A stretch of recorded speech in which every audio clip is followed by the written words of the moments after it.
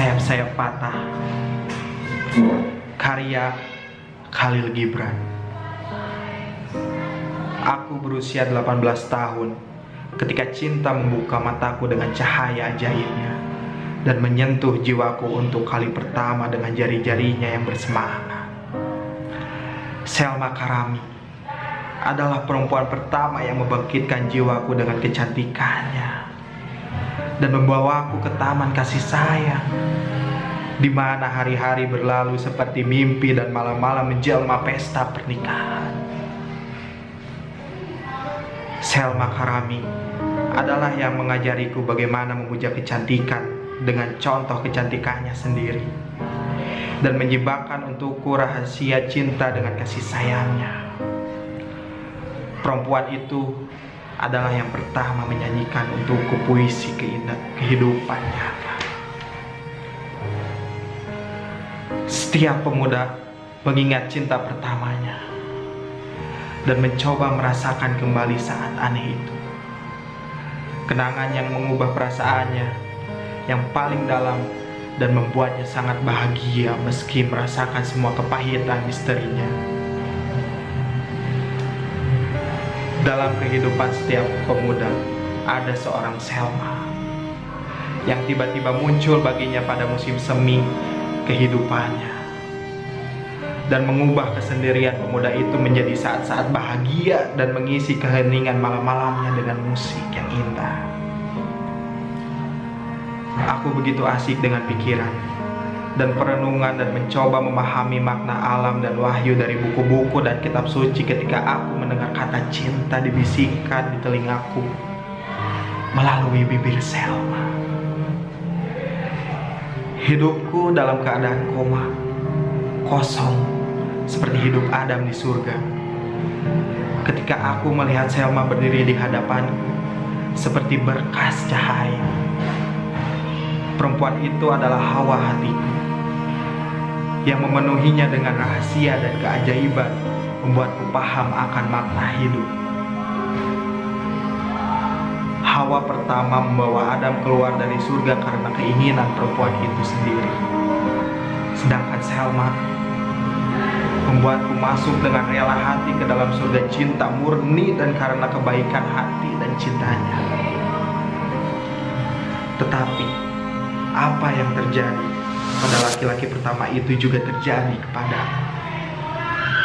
Pedang yang tajam yang mengusir Adam keluar dari surga adalah seperti yang membuatku takut karena ujungnya kemilau dan memaksaku meninggalkan surga cintaku tanpa melanggar aturan apapun atau mencicipi buah dari pohon terlarang. Hari ini, setelah bertahun-tahun berlalu, tidak tersisa apapun bagiku tentang mimpi indah itu kecuali kenangan pedih yang mengepak seperti sayap-sayap tak terlihat di sekitar, mengisi kedalaman hatiku dengan rasa duka dan membawa air mataku padamu. Dan Selmaku yang tercinta dan terkasih sudah tiada, dan tidak ada yang tersisa untuk memperingati perempuan itu kecuali hatiku yang patah dan pusara dikelilingi pohon-pohon cemara. Pusara itu dan hati ini adalah segala yang tersisa yang menjadi saksi Selma. Keheningan yang menjaga pusara itu tidak mengungkap rahasia Tuhan dalam kegelapan keranda, serta gerisik cabang yang akarnya mengisap tubuh tidak mengungkapkan rahasia makam. Tetapi tarikan napas jantungku yang amat menyakitkan mengumumkan kepada yang hidup drama yang dipentaskan oleh cinta, kecantikan, dan kematian. Oh, sahabat-sahabat yang tersebar di kota Beirut, jika kalian melewati makam di dekat hutan pinus, masuklah tanpa bersuara dan berjalanlah perlahan, sehingga langkah kalian tidak akan mengganggu tidur orang mati. Dan berhentilah dengan rendah hati di pusara Selma dan sapulah tanah yang menutupi jasadnya, dan sebut namaku dengan tarikan napas yang dalam, dan katakan kepada diri kalian sendiri, di sini semua harapan Gibran yang hidup sebagai tawanan cinta melampaui lautan dikuburkan. Tepat di sini laki-laki itu kehilangan kebahagiaan, mengering air matanya, dan tak ingat lagi pada senyumnya. Di pusara itu tumbuh kepedihan Gibran bersama dengan pohon-pohon cemara. Dan di atas pusara itu rohnya berkelip-kelip setiap malam memperingati Selma. Menyatu dengan cabang pepohonan dalam tangisan yang amat memilukan.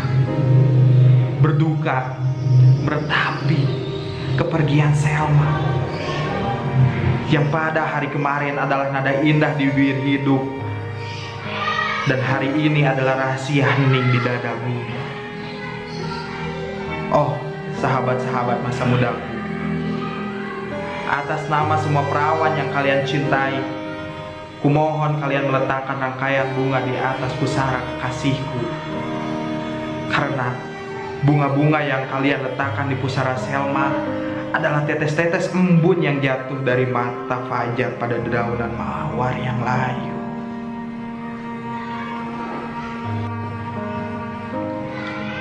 Sayap-sayap patah, karya Khalil Gibran.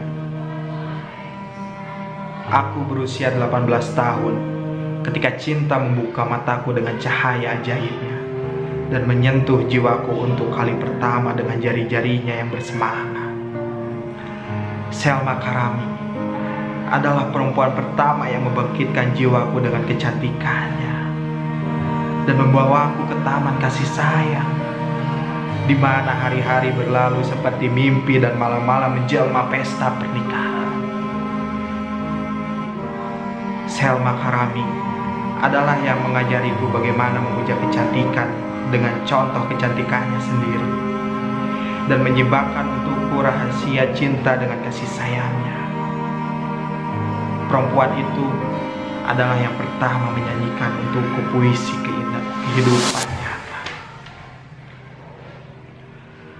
Setiap pemuda mengingat cinta pertamanya dan mencoba merasakan kembali saat aneh itu. Kenangan yang mengubah perasaannya yang paling dalam dan membuatnya sangat bahagia meski merasakan semua kepahitan misterinya. Dalam kehidupan setiap pemuda ada seorang Selma yang tiba-tiba muncul baginya pada musim semi kehidupannya dan mengubah kesendirian pemuda itu menjadi saat-saat bahagia dan mengisi keheningan malam-malam dengan musik yang indah. Aku begitu asik dengan pikiran dan perenungan dan mencoba memahami makna alam dan wahyu dari buku-buku dan kitab suci ketika aku mendengar kata cinta dibisikkan telingaku melalui bibir Selma. Hidupku dalam keadaan koma, kosong, seperti hidup Adam di surga. Ketika aku melihat Selma berdiri di hadapanku seperti berkas cahaya. Perempuan itu adalah hawa hatiku yang memenuhinya dengan rahasia dan keajaiban, membuatku paham akan makna hidup. Hawa pertama membawa Adam keluar dari surga karena keinginan perempuan itu sendiri.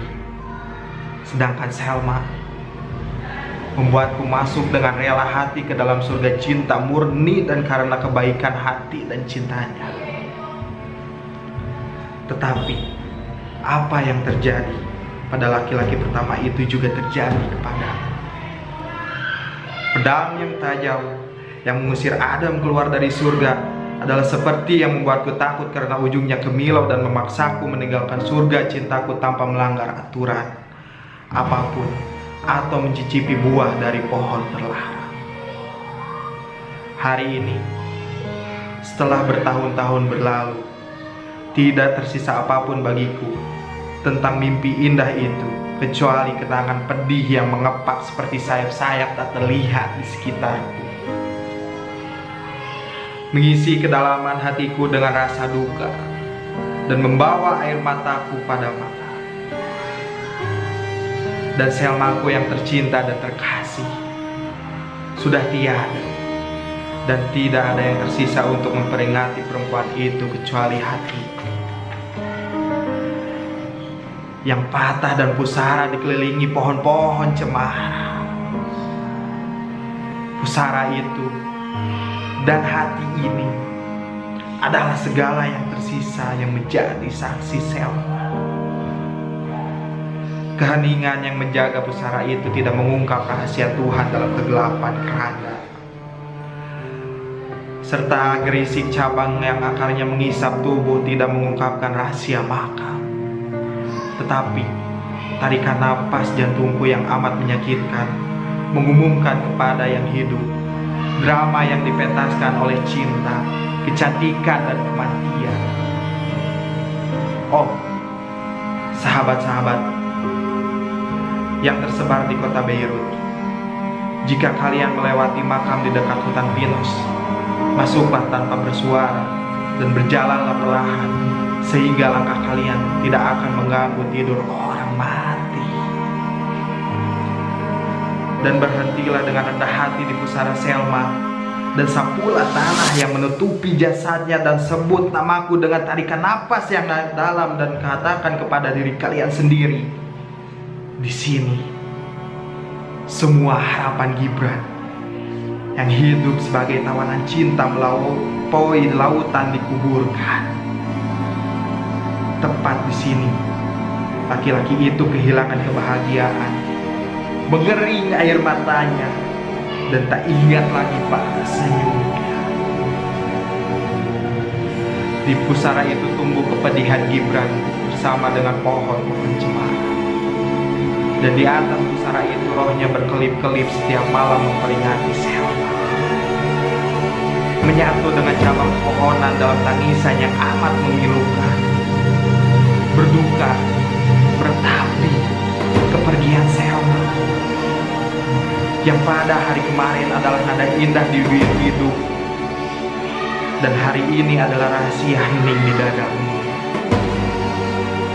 Oh, sahabat-sahabat masa muda, atas nama semua perawan yang kalian cintai, kumohon kalian meletakkan rangkaian bunga di atas pusara kekasihku, karena bunga-bunga yang kalian letakkan di pusara Selma adalah tetes-tetes embun yang jatuh dari mata fajar pada dedaunan mawar yang layu.